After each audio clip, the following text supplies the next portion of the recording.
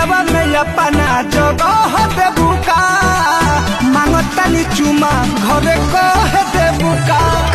दिलवा में अपना जगह देबू का मांगतानी चुमा घरे कह देबू का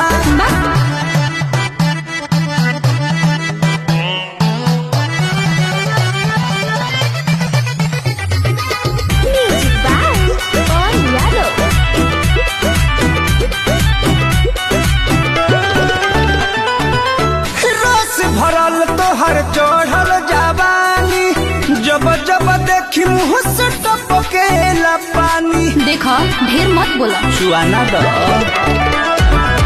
मनवा के बतिया सब जनतानी चली नहीं हवा तोहार मन मानी सपना पकी चढ़